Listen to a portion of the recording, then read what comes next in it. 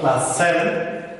So today we will be continuing with the chapter number 2, that is physical and chemical changes.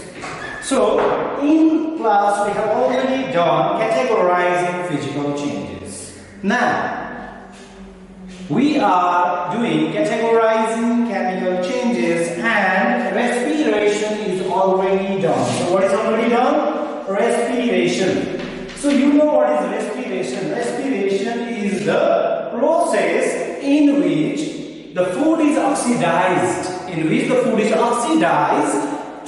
with the help of oxygen to gain energy. That means the digested food will break into carbon dioxide, water vapor and energy. Now burning. Burning is another chemical change.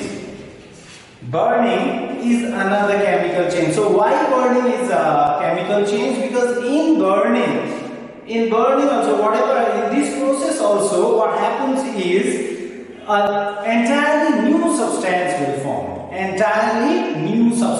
form. For example, if you burn a paper, you will not get back the same paper, but you will get a new substance in the form of ash, flame and heat energy. That means the substance is totally changed. That means it is irreversible change. You are not going to get back the paper again. So this is a chemical change. So burning is a chemical change. The process in which substances such as charcoal, when heated in the presence of oxygen at high temperature, catches fire, releasing heat and light is called burning. So respiration and burning are somewhat similar. In respiration also, digested food in presence of oxygen gives heat energy, but in burning also takes place in presence of oxygen, but here we get heat and light. Here we get heat and light, but here we get heat only. So burning is also a chemical change. Burning, that means in burning what happens? When you are burning wood, what will you get? You will get heat? Yes or no? You will get heat. That means heat is released. So it is exothermic change. Respiration. So because of respiration, your body is warm. Your body gets heat because of respiration. So respiration is also exothermic because it is given out. So in the process where heat is given out, it is exothermic, and the process where heat is taken in, that is endothermic change. So burning is an exothermic change. So burning needs heat to start. It absorbs heat to start. Then why is it an exothermic reaction? Though it needs heat, initially you have to ignite, you have to give heat. Okay, you have to give heat. But what happens is the net amount of heat is given out. That means minimum amount is given, minimum amount is absorbed initially, but later on maximum amount of heat is given out. So this is burning is exothermic reaction. Roasting, another is roasting. You are very much familiar with this word roasting. So what is roast? There is a saying, no, rest is roast. So what happens if you rest? If you rest, then your muscles, your bones will remain inactive. That means your energy is stored there only, and you will not be able to do anything. That means you got rust. So same way, what is rust? Rust is generally eroding away. It is removal of the upper surface of metal, especially iron, because iron rust. So removal or eroding or eating away of the upper surface of the iron because of moist air. Because of moist air. When iron comes in contact, okay, when iron comes in contact with moisture and air, only moisture, only water only also does not support rusting. That means if you put iron inside water only, making sure that there is no air, then also iron will not rust. Iron will not rust. But again, if there is presence of air as well as water, then iron will rust. That means rusting is a chemical change that affects iron particles and slowly destroys them. So what is rusting? Rusting is a chemical change that affects iron particles and slowly destroys them. In rusting, a brown layer of oxidized iron is formed. So what happens in rusting?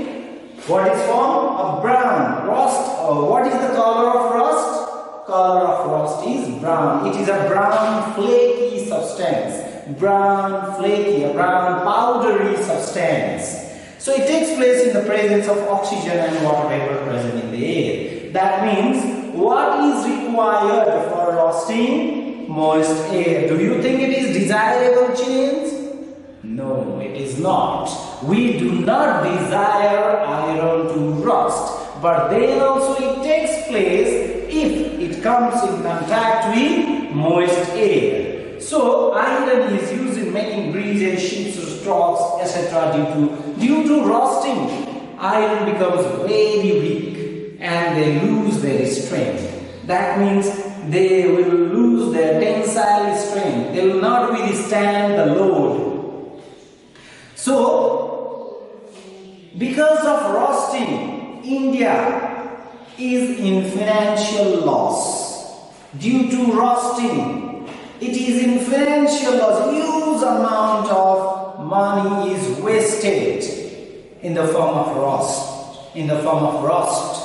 So how to stop this rusting?